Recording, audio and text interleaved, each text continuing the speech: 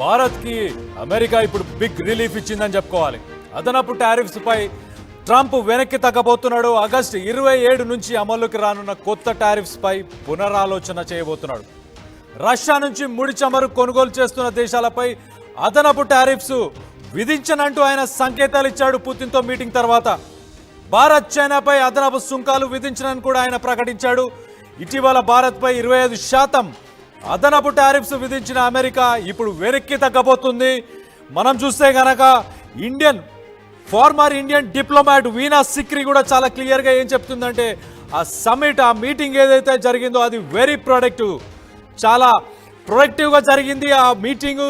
ఆ రీజనే ఇప్పుడు Trump టారిఫ్స్ని hold చేసేయడానికి అది కారణమవుతుంది. ఆయన టారిఫ్స్ పెంచకపోవచ్చు. ట్రంప్ చాలా క్లియర్గా హింట్ చేశాడు, కొత్తగా 2-3 వారాల దాకా నేను ఈ టారిఫ్స్ని అయితే విధించేది ఏదైతే అమలు చేసేది ఏదైతే ఉందో దాన్ని ఆపేస్తాను, టెంపరీ పాజ్ ఇస్తానని చెప్పేసి ఆయన చాలా క్లియర్గా కూడా చెప్పినట్టు మనకు తెలుస్తుంది. ఒక పక్కన వాషింగ్టన్ నుంచి కూడా మనకు సిగ్నల్స్ చాలా క్లియర్గా ఉన్నాయి.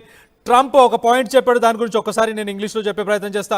Trump described his Alaska talks as having considerable progress but admitted there is no deal until there is a deal. He refrained from confirming any immediate rollback, only noting he might not have to impose extra duties in the coming weeks. He might not have to impose. So I might not have to అంటే ఆయన extra టారిఫ్స్ని మాత్రం America అలాగే India అలాగే China ఇవి రెండే కదా Russia నుంచి మేజర్గా ఆయిల్ కొనేది, వీటిపై ఇవి విధించను, 2-3 వారాల దాకా వీటికి బ్రేక్ తీసుకుంటానని చెప్పుకొచ్చాడు. ఇంకా డీల్ అయితే అవ్వలేదు, బట్ డీల్ అయ్యే అవకాశం ఉంది, చాలా ప్రోగ్రెసివ్గా జరిగింది మా మీటింగ్ అని చెప్పి ఆయన చెప్పుకొచ్చాడు. దాంతోపాటు ఆయన Indian ministry of external affairs ఏం చెప్పుకొచ్చింది అంటే ఇప్పటిదాకా మన మీద ఏదైతే టారిఫ్స్ వేస్తున్నాడో రష్యా నుంచి ఆయిల్ కొంటున్నామని చెప్పేసి అది అన్జస్టిఫైడ్ అండ్ అన్రీజనబుల్, అంటే దానికి అసలు ఒక లెక్కపత్రం ఏమీ లేదు. ఆయన జస్ట్ ఈగోకి తీసుకొని ఇష్టం వచ్చినట్టు టారిఫ్స్ వేస్తున్నాడు తప్పించి అక్కడ ఒక రీజన్ అంటూ కూడా కరెక్ట్గా ఒక రీజన్ కూడా లేదు, అది న్యాయబద్ధంగా కూడా లేదని చెప్పేసి Indian ministry of external affairs కూడా చెప్పుకొచ్చింది.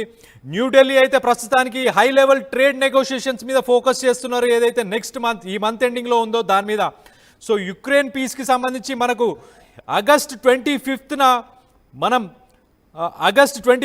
అమెరికాకి మనం ఫ్రీ ట్రేడ్ గురించి మాట్లాడడానికి ఇండియా నుంచి ఎక్స్టర్నల్ అఫైర్స్ నుంచి ఒక టీం వెళ్ళబోతుంది.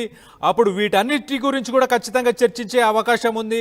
అండ్ ఈ టారిఫ్స్ అనేది 27 నుంచి ఏదైతే అమల్లోకి వస్తాయి అనుకున్నామో దాన్ని 2-3 వారాలు కూడా పోస్ట్పోన్ చేశాడు. దాని తర్వాత కూడా అది జరగకపోవచ్చు అని చెప్పి మనకు అర్థమవుతుంది. ఒక రకంగా మనం చూస్తే ఇండియాకి ఒక పెద్ద రిలీఫ్ అనే చెప్పుకోవాలి. పుతిన్ ట్రంప్ మీటింగ్ ఏదైతే అయిందో అది చాలా ప్రోగ్రెసివ్గా ఉందని చెప్పేసి ట్రంప్ చెప్పుకొచ్చాడు. అలాగే నేను ఇంకా ఆంక్షలు విధించాల్సిన అవసరం ఉండకపోవచ్చు, కొన్ని వారాల దాకా అయితే ప్రస్తుతానికి హోల్డ్లో పెడతానని చెప్పి ఆయన చెప్పాడు. సో ఆయన కూడా చాలా క్లియర్గా హింట్ ఇచ్చాడు, అమెరికా ఇండియాపై కానీ చైనా మీద కానీ టారిఫ్స్ అనేది హోల్డ్ చేసే ప్రయత్నమే చేస్తున్నట్టు చాలా క్లియర్గా తెలుస్తుంది. ఒక పక్కన జియోపొలిటికల్ అనలిస్టులు అలాగే డిప్లొమాట్స్, ఇంతకుముందు వర్క్ చేసిన former Indian diplomat vena Sikri కూడా చాలా క్లియర్గా చెప్తుంది ఆ సమ్మిట్ ఏదైతే ఉందో అది చాలా ప్రొడక్టివ్గా ఉంది. అండ్ ట్రంప్ కూడా 2-3 వారాల దాకా వీటన్నిటిని టారిఫ్స్ అన్నిటిని కూడా హోల్డ్ చేసే ప్రయత్నం చేస్తానని చెప్పి ఆయన చెప్పుకొచ్చాడని చెప్పి కూడా మనకు చాలా క్లియర్గా తెలుస్తుంది.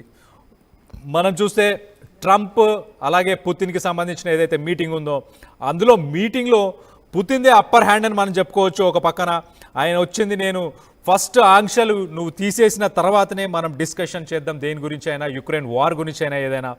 ఒక పక్కన మనం అమెరికా గురించి చూస్తే కనుక అమెరికాకి యుక్రెయిన్లో చాలా ఇంట్రెస్ట్లు ఉన్నాయి. అక్కడ కొన్ని రేర్ ఎర్త్ మెటల్స్ అంటే కొన్ని కెమికల్స్, కొన్ని మెటల్స్ ఉన్నాయి, అవి ప్రపంచంలో ఎక్కడ దొరికినా తక్కువ మోతాదులో దొరికేవి యుక్రెయిన్లో ఉన్నాయి.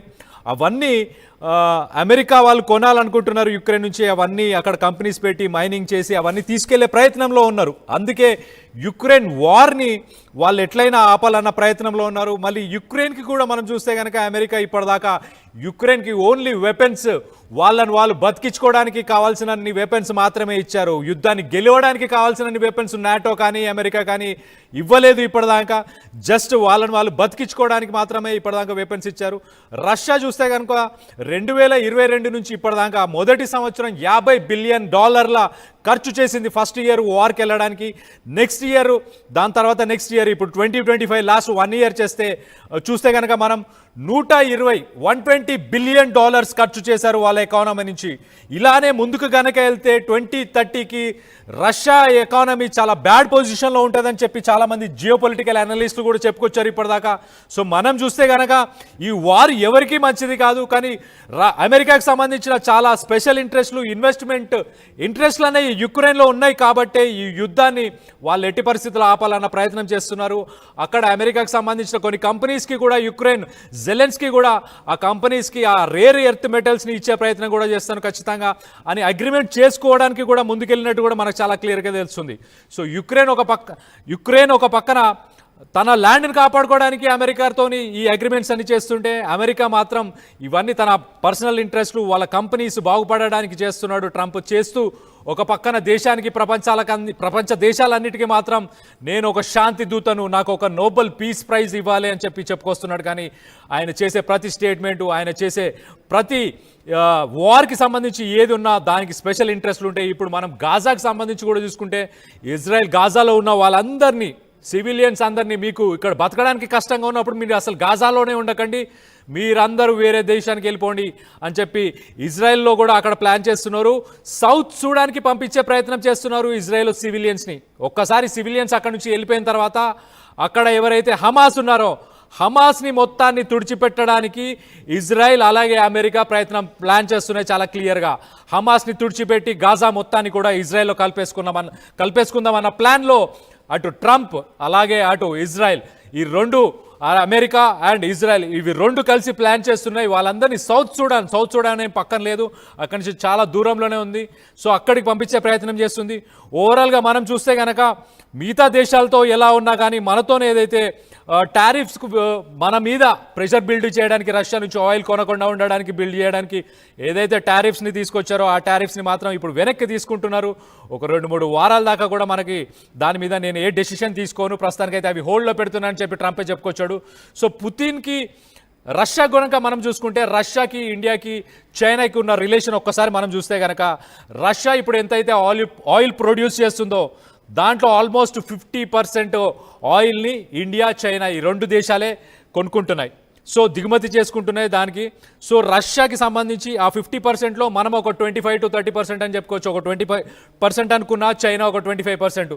సో రష్యాకి ఇప్పుడు ఏదైతే ఈ వార్ జరుగుతున్నా కూడా రష్యాలో ఎకనామికల్గా చాలా బాగుంది. అంటే మనం ఇచ్చే డబ్బులతోనే కాదు, రష్యన్ ఎకానమీ ఎందుకు పెరిగిందంటే వార్ వల్ల చాలామందికి ఉపాధి పెరిగింది. అక్కడ డ్రోన్ మ్యానుఫ్యాక్చరింగ్ కావచ్చు, లేకపోతే మిగతా మ్యానుఫ్యాక్చరింగ్ యూనిట్స్ ఏదైతే వెపన్స్కి సంబంధించి, మిగతా వాటికి సంబంధించి ఏవైతే